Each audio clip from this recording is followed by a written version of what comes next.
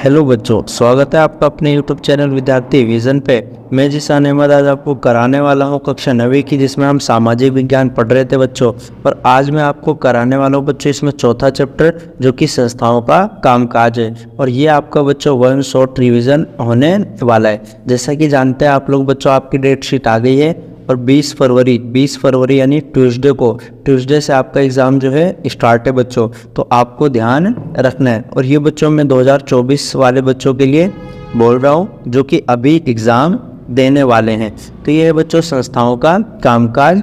तो आइए बच्चों, आज का मोटिवेशनल कोट से कि हिम्मत मत खोना, अभी बहुत आगे जाना है। हिम्मत मत खोना, अभी बहुत आगे जाना है। उन्होंने कहा था तेरे बस की नहीं, और अभी उन्हें भी करके दिखाना है। तो हमें बच्चों भी हिम्मत नहीं हारना है। और जैसा कि हमारा जो कोर्स है इस क्लास का, आपकी बार 90 पार करना है। तो लोकतांत्रिक राजनीति हम पढ़ रहे थे बच्चों, ये आपकी बुक है। इसमें लोकतंत्र क्या और क्यों पढ़ लिया। दूसरा चैप्टर संविधान निर्माण, तीसरा चुनावी राजनीति। ये तीनों चैप्टर बच्चों हमने पढ़ लिया। इसका चौथा चैप्टर है संस्थाओं का कामकाज। आज हम उसको पढ़ने वाले हैं। तो जैसा कि आप जानते हैं बच्चों कि जो लोकतांत्रिक देश होता है, लोकतंत्र का मतलब क्या होता है, जनता का जनता के लिए जनता द्वारा शासन, यानी कि डेमोक्रेसी बच्चों। और डेमोक्रेसी शब्द आपको पता है बच्चों किससे आया है, लेटिन वर्ड डेमोक्रेसिया से आया है, जो कि डेमोस यानी लोग और क्रेसिया यानी शासन से बना हुआ है। तो हमारे देश में सरकार के अलग अलग काम होते हैं। जैसे कि मैंने बताया था बच्चों आपको कि सरकार जो होता है ना, इसके 3 अंग होते हैं। सबसे पहले आता है बच्चों विधायिका, उसके बाद आता है बच्चों कार्यपालिका, और अगला आता है बच्चों हमारा न्यायपालिका। तो इन्हीं तीनों के बारे में इस अध्याय में पढ़ेंगे। विधायिका का काम है बच्चों कानून को क्या करना, बनाना।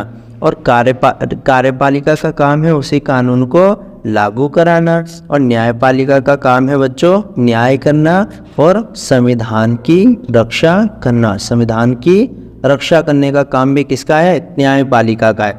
विधायिका के बच्चों 3 अंग है। सबसे पहले आता है बच्चों लोकसभा, उसके बाद है बच्चों राज्यसभा, लोकसभा राज्यसभा, और अगला आता है बच्चों राष्ट्रपति। तो ये आपको ध्यान रखना है। कार्यपालिका बच्चों 2 प्रकार की होती है।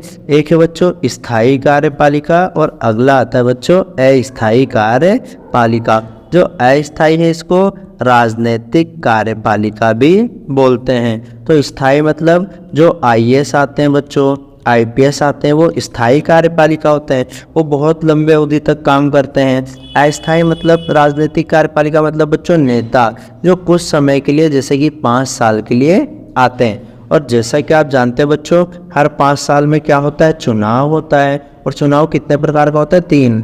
आम चुनाव जो हर 5 साल में होता है बच्चों, एक उपचुनाव होता है जो मृत्यु या इस्तीफे पे होता है, और एक होता है बच्चों मध्यावधि चुनाव। मध्यावधि चुनाव किसे कहते हैं बच्चों, जब लोकसभा भंग हो जाती है, ये सब हो जाता है, तो उसे मध्यावधि चुनाव कहते हैं। उसके बाद अगला है बच्चों हमारा न्यायपालिका। और न्यायपालिका मतलब क्या होता है, न्याय करना, संविधान की रक्षा करना।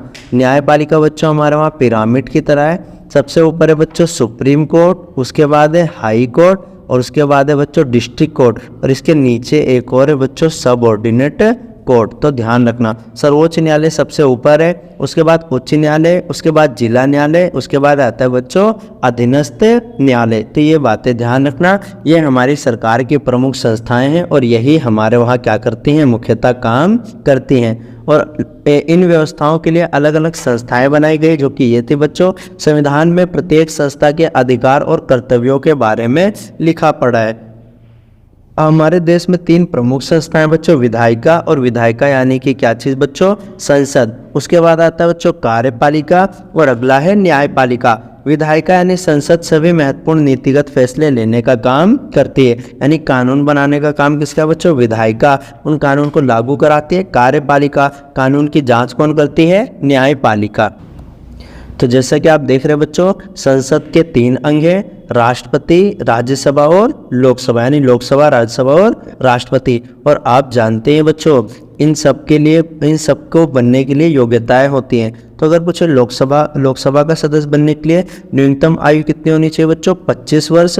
भारत का नागरिक हो, पागल या दिवालिया ना हो। राज्यसभा के लिए कितने होनी चाहिए बच्चों, 30 वर्ष होनी चाहिए और राष्ट्रपति के लिए कितनी आयु होनी चाहिए बच्चों? 35 वर्ष होनी चाहिए। राष्ट्रपति का कार्यकाल बच्चों 5 साल का होता है, लेकिन राज्यसभा का कार्यकाल कितना होता है बच्चों? 6 साल का होता है। लोकसभा कितने साल की होती है बच्चों? 5 साल। लेकिन ये क्या होती है? अस्थायी होती है, यानी कभी भी भंग किया जा सकता है। लोकसभा में बच्चों 543 लोग होते हैं। कितने हैं? 543, जिसको 2 प्रकार से बांटा गया बच्चों। एक होता है आरक्षित सीट, यानी जो रिजर्व है। एक होता है गैर आरक्षित सीट।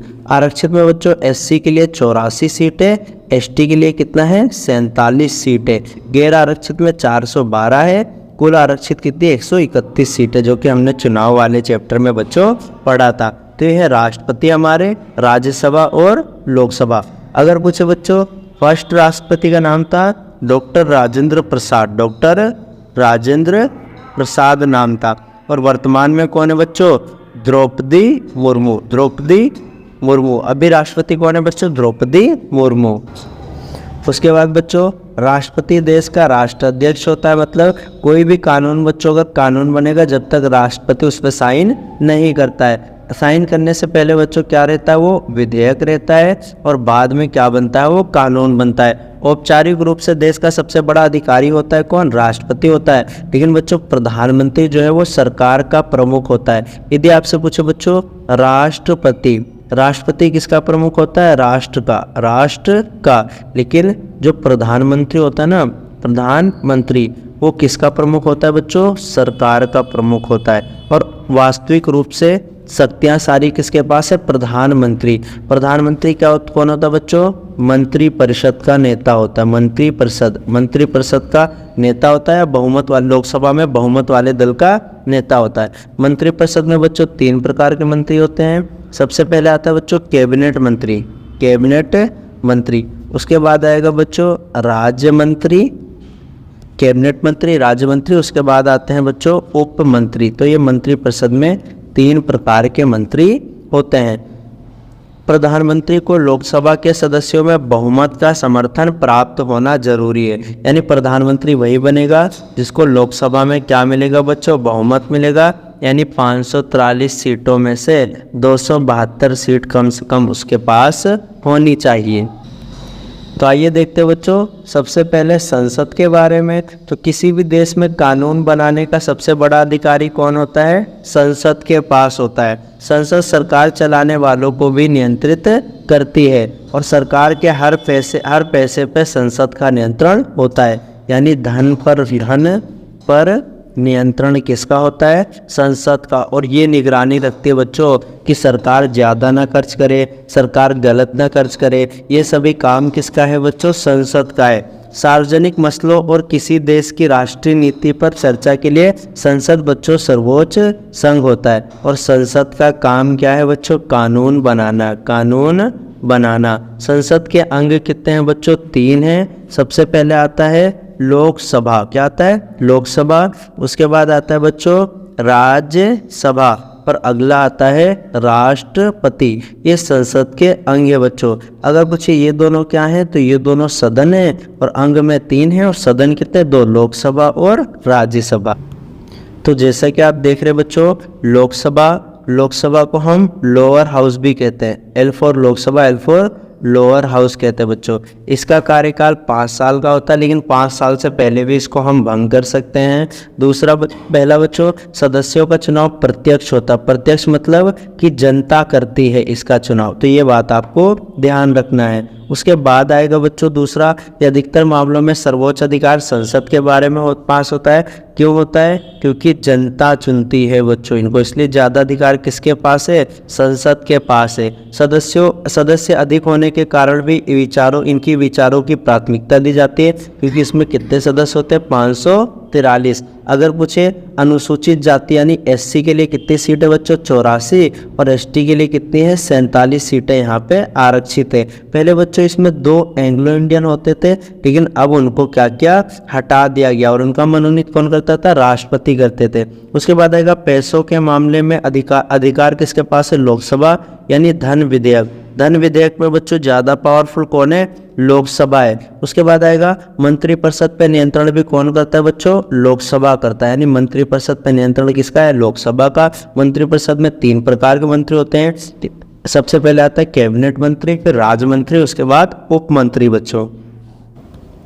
अगला आएगा बच्चों राज्यसभा। राज्यसभा को अपर हाउस कहते हैं। राज्यसभा में 250 सदस्य होते हैं, लेकिन अभी कितने बच्चों? 245 सदस्य हैं। अभी कितने हैं? 245। तो यहाँ पे लिख लेना बच्चों, वर्तमान में 245 से मैक्सिमम 250 हो सकते हैं। इसका कार्यकाल बच्चों 6 वर्ष का होता है, लेकिन प्रति वर्ष बच्चों 1/3 सदस्य क्या होते हैं? रिटायर होते रहते हैं। हर प्रति 2 वर्ष में यानी हर 2 वर्ष में क्या होते हैं? 1/3 सदस्य रिटायर होते रहते हैं। तो ये भी ध्यान रखना। वैसे कार्यकाल इसका कितना है? 6 साल का है। और ये बच्चों एक स्थायी सदन है, यानी इसको कभी भी भंग नहीं किया जा सकता है। सदस्यों का चुनाव बच्चों अप्रत्यक्ष होता है, यानी इनका चुनाव जनता नहीं करती है। उसके बाद आएगा बच्चों राज्यों के संबंध में इनको विशेष अधिकार प्राप्त होता है ना। सदस्य कम होने के कारण इनके विचारों की क्या की जाती है? प्राथमिकता दी जाती है। पैसों के मामले में कम अधिकार होता है ना। तो इसमें सदस्य कम होते हैं, इसलिए इनकी विचार कम प्राथमिकता दी जाती है। पैसों के मामले में कम अधिकार होता है। याद रखना बच्चों, धन विधेयक, अगर धन विधेयक लोकसभा ने पास कर दिया तो राज्यसभा को 15 दिन के अंदर क्या करना होता है? पास करना होता है। 5वां बच्चों मंत्रिपरिषद पर सीधा नियंत्रण नहीं होता है इनका। तो ये राज्यसभा के बारे में याद रखना। लोकसभा और राज्यसभा का अंतर भी आपसे पूछ सकता है। अगला है बच्चों कार्यपालिका। तो कार्यपालिका नीतियों को क्या करती है? लागू करती है बच्चों। तो किसी भी सरकार के विभिन्न स्तरों पर हमें ऐसे अधिकारी मिलते हैं जो रोजमर्रा के फैसले लेते हैं, यानी डेली फैसले लेते हैं। सभी अधिकारियों को सामूहिक रूप से कार्यपालिका कहा जाता है, यानी जो डेली फैसले लेते हैं उन्हें कार्यपालिका कहते हैं। कार्यपालिका का काम है नीतियों को लागू करना। कार्यपालिका कितने प्रकार की? 2 है बच्चों। एक है स्थायी कार्यपालिका जो IAS और IPS हमेशा के लिए रहते हैं। दूसरे का नाम है बच्चों राजनीतिक कार्यपालिका। और ये जो राजनीतिक कार्यपालिका है बच्चों, ये क्या है कि कुछ टाइम के लिए आती है। जैसे इसमें नेता हो गए तो ये राजनीतिक कार्यपालिका के अंतर्गत आते हैं। राजनीतिक कार्यपालिका में जो जनता के द्वारा खास अवधि के लिए निर्वाचित होते हैं, यानी चुने जाते हैं। जैसे कि 5 साल में बच्चों हर नेता बदलते हैं हमारे वहाँ पे। तो राजनीतिक नेता इसी श्रेणी में आते हैं, किसमें? राजनीतिक कार्यपालिका के अंतर्गत आते हैं।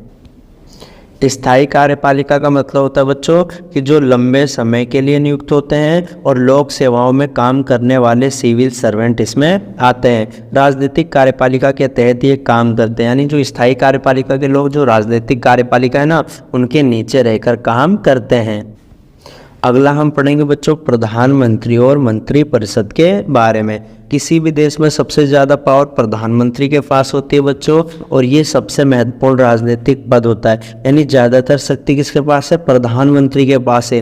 राष्ट्रपति जो है लोकसभा में बहुमत वाली पार्टी या पार्टियों के गठबंधन को, इनके नेता को प्रधानमंत्री बनाती है। तो प्रधानमंत्री बनने के लिए बच्चों बहुमत चाहिए होता है, यानी 543 में से बच्चों 272 सीटों पर जीतना होता है। या कोई भी गठबंधन अगर जीती ना, जब एक पार्टी नहीं जीतती तो बच्चों कई सारी पार्टी एक हो जाती है, उसी को हम गठबंधन कहते हैं। राष्ट्रपति प्रधानमंत्री की सलाह पर क्या करता है? दूसरे मंत्रियों की भी नियुक्ति करता है। जैसे कि आपने देखा होगा हमारे विदेश मंत्री है, रक्षा मंत्री है, इन मंत्रियों की नियुक्ति भी राष्ट्रपति ही करता है, लेकिन सलाह लेता है प्रधानमंत्री की। तो मंत्रिपरिषद उस निकाय का सरकारी नाम है जिसमें सारे मंत्री होते हैं, उसे मंत्रिपरिषद कहते हैं। जिसमें सारे मंत्री होते हैं उसे हम क्या कहते हैं? मंत्रिपरिषद कहते हैं। तो मंत्रिपरिषद मतलब सारे मंत्री होंगे। प्रधानमंत्री बहुत ही ज़्यादा शक्तिशाली होता है बच्चों, है ना। तो ये ध्यान रखना आप। इसके बाद बच्चों मंत्रिपरिषद कितने प्रकार का है? 3 प्रकार का। कैबिनेट मंत्री, स्वतंत्र प्रभार वाले मंत्री और राज्य मंत्री। कैबिनेट मंत्री बच्चों जो सत्ताधारी पार्टी को होते हैं, जो जीतते हैं, उन्हें कहते हैं। स्वतंत्र प्रभार वाले मंत्री जो छोटे छोटे मंत्रालय के प्रभारी होते हैं, और राज्य मंत्री जो अपने विभाग के कैबिनेट मंत्रियों की सहायता करते हैं, उन्हें राज्य मंत्री कहते हैं। अगला महत्वपूर्ण क्वेश्चन है बच्चों भारत का राष्ट्रपति नियुक्त होने के लिए क्या क्या योग्यताएं हैं? तो जैसा कि मैंने बताया था 35 वर्ष उसकी आयु होनी चाहिए। लोकसभा के लिए 25, राज्यसभा के लिए 30 और इसके लिए 35 वर्ष चाहिए, है ना। उसके बाद भारत का नागरिक होना चाहिए पहला। दूसरा 35 वर्ष आयु। तीसरा दिवालिया या सजा सजा काटा हुआ ना हो, किसी भी सरकारी यानी लाभ के पद पे ना हो और लोकसभा सदस्य बनने के योग्य हो, वो राष्ट्रपति बन सकता है।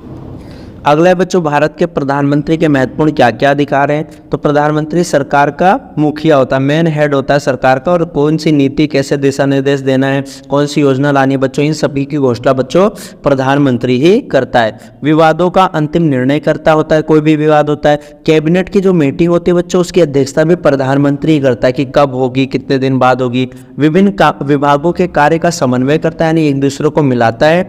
विभिन्न विभागों की सामान्य निगरानी रखता है बच्चों, और मंत्रियों को विभागों का वितरण भी करता है, यानी कौन सा विभाग का मंत्री कौन होगा। और प्रधानमंत्री ही सलाह देता है बच्चों राष्ट्रपति को, जब भी राष्ट्रपति क्या करता है, विभागों का वितरण करता है। किसी मंत्री को बर्खास्त करने का अधिकार भी किसके पास है बच्चों, प्रधानमंत्री के पास भी होता है, यानी कोई मंत्री अगर उचित तरीके से कार्य नहीं कर रहा तो उसको हटा सकता है कौन, प्रधानमंत्री। अगला है बच्चों महत्वपूर्ण प्रश्न, राष्ट्रपति और उसके कार्य और शक्तियों के बारे में बताइए। तो जैसा कि आपको पता है, राष्ट्रपति एक महत्वपूर्ण अधिकारी होता है भारत देश का। राष्ट्रपति बच्चों औपचारिक रूप से ताकतवर होता है, लेकिन वास्तव में ताकतवर कौन है बच्चों, प्रधानमंत्री है। तो यदि पूछे बच्चों राष्ट्रपति के कार्य और शक्तियाँ, ये आपके एग्जाम में 5 नंबर का क्वेश्चन आ जाता है बच्चों। तो सभी प्रमुख फैसले और नियुक्तियां कौन करता है, राष्ट्रपति के नाम पे ही होते हैं। यानी पहला है बच्चों, प्रमुख फैसले लेने का अधिकार राष्ट्रपति करता है, नियुक्ति भी कौन करता है, राष्ट्रपति करता है। सभी अंतर्राष्ट्रीय संधि और समझौता पाकिस्तान, बांग्लादेश, चीन, अमेरिका से जो भी बच्चों समझौता होगा किसके नाम पे होगा, राष्ट्रपति के नाम पे ही होगा, और राष्ट्रपति का ही हस्ताक्षर।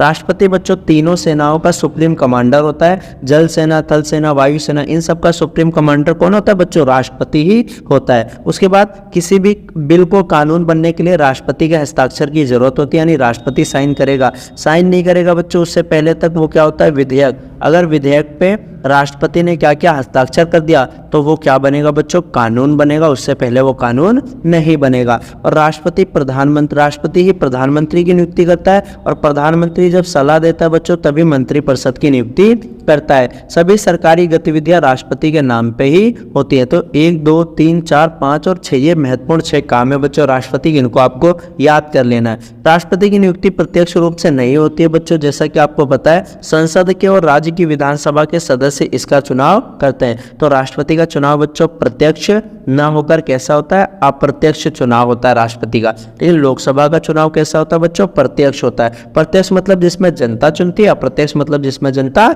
नहीं चुनती है। अगला है बच्चों हमारा न्यायपालिका, और मैंने बताया था बच्चों न्यायपालिका का काम क्या चीज़ है कि संविधान की रक्षा करना। तो हमारे वहाँ बच्चों एकीकृत न्यायपालिका, यानी इस प्रकार से पिरामिड के आधार पर जैसा कि आप देख रहे हैं, सबसे पहले आता है बच्चों सुप्रीम कोर्ट यानी सर्वोच्च न्यायालय। और यदि पूछे कब बना था, 28 जनवरी 1950 को बच्चों सुप्रीम कोर्ट बना था। ये पूरे देश के लिए होती है, इसके फैसले बच्चों सभी अदालतों को मानना पड़ता है। और इसमें बच्चों 1+33 जज होते हैं। जो एक है बच्चों इसको हम बोलते हैं CJI यानी चीफ जस्टिस ऑफ इंडिया। और यदि पूछे फर्स्ट, पहले CJI का नाम था बच्चों HJ कानिया। और यदि पूछे बच्चों आपसे वर्तमान में, अभी बच्चों DY चंद्रचूड़ है। अभी के CJI का नाम क्या बच्चों, DY चंद्रचूड़। तो सुप्रीम कोर्ट पूरे देश के लिए होता है। उसके बाद हाई कोर्ट बच्चों ये 25 है, और ये राज्यों के लिए होता है। उसके बाद जिला न्यायालय आता है बच्चों जो स्थानीय स्तर का होता है। एक चौथा भी आता है बच्चों अधीनस्थ न्यायालय। तो ये आपको याद करना है। अगला है बच्चों न्यायपालिका की स्वतंत्रता क्यों जरूरी है। तो न्यायपालिका अगर स्वतंत्र रहेगी जब भी तो विधायिका और कार्यपालिका के विरुद्ध फैसले सुना पाएगी। अगर न्यायपालिका स्वतंत्र नहीं रहेगी तो अमीर और ताकतवर नेता न्यायपालिका को प्रभावित कर सकते हैं। तो न्यायपालिका विधायिका और कार्यपालिका के नियंत्रण में नहीं है। सर्वोच्च न्यायालय और उच्च न्यायालय के न्यायाधीशों की नियुक्ति राष्ट्रपति के द्वारा की जाती है, परंतु नियुक्ति के बाद उसके पद से हटाना लगभग असंभव होता है, इसको हटा नहीं सकते। सर्वोच्च न्यायालय हो गया बच्चों सुप्रीम कोर्ट, और उच्च न्यायालय हाई कोर्ट। देश के संविधान की व्याख्या का अधिकार उसी को है, और भारतीय न्यायपालिका के अधिकार और स्वतंत्रता उसे मौलिक अधिकारों के रक्षक के रूप में काम करती है। तो यदि पूछे बच्चों जो हमारे मौलिक अधिकार है जिनको हम अगले चैप्टर में पढ़ेंगे बच्चों, तो मौलिक अधिकार के रक्षक कौन है, न्यायपालिका। कौन है बच्चों, न्यायपालिका। तो संविधान की व्याख्या करता है, संविधान की रक्षा, मौलिक अधिकार की रक्षा कौन करता है, न्यायपालिका करती है।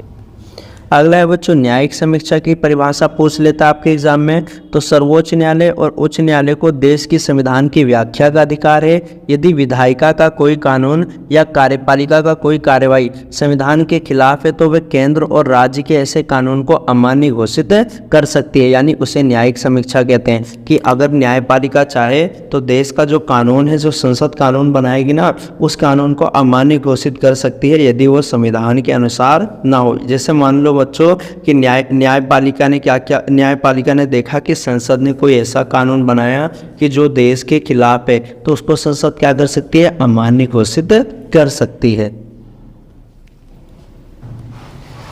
उसके बाद बच्चों महत्वपूर्ण प्रश्न है, भारत में संसद किसे कहते हैं? तो संसद जो जनता के द्वारा चुनी गई प्रतिनिधियों की सभा को हम संसद कहते हैं। राज्य स्तर की विधायिका को क्या कहते हैं बच्चों? विधानसभा कहते हैं। क्या कहते हैं? विधानसभा कहते हैं। सर्वोच्च न्यायालय के न्यायाधीशों को किस प्रकार हटाया जा सकता है बच्चों? तो सर्वोच्च न्यायालय के न्यायाधीशों को विशेष बहुमत के आधार से संसद में पारित कर उसको हटाया जा सकता है। गठबंधन सरकार किसे कहते हैं बच्चों? तो जब किसी भी पार्टी को बहुमत नहीं मिलती, यानी 273 सीट नहीं मिलती, तो कई सारी पार्टियां एक हो जाती हैं और ये 273 के आंकड़े को पार कर लेती हैं। इसी को गठबंधन सरकार कहते हैं। अगला बच्चों, राज्यसभा में राष्ट्रपति कितने सदस्यों को मनोनीत करता है? तो राज्यसभा में 12 को करता है। राज्यसभा में बच्चों 245 लोग होते हैं और 12 लोग क्या होते हैं बच्चों? मनोनीत होते हैं। और मनोनीत कौन करता है बच्चों?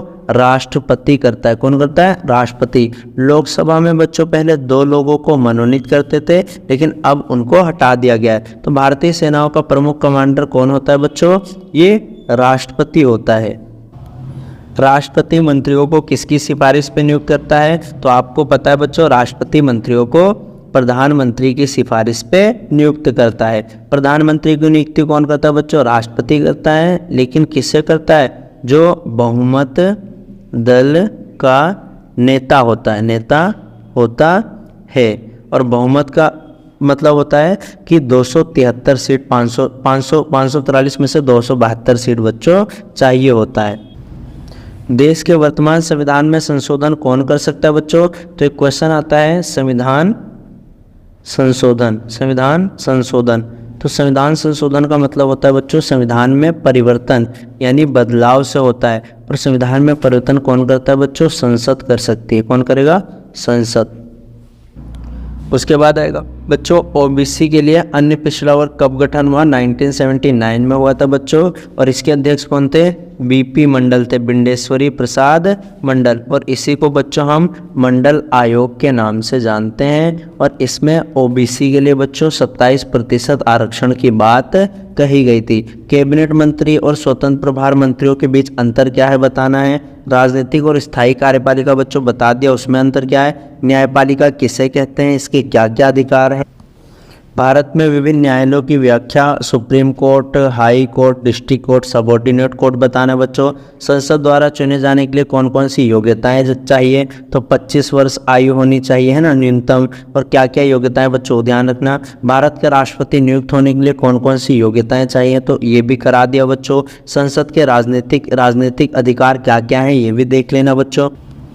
भारतीय प्रधानमंत्री के अधिकार और लोकसभा और राज्यसभा में अंतर, ये दोनों बच्चों क्या है, मोस्ट इंपॉर्टेंट क्वेश्चन है जो कि आपके एग्जाम में आने वाले हैं। उम्मीद करता हूँ बच्चों आपको वीडियो समझ में आया होगा। मिलेंगे जल्दी अगले अधिकार वाले चैप्टर में, तब तक के लिए जय हिंद बच्चों।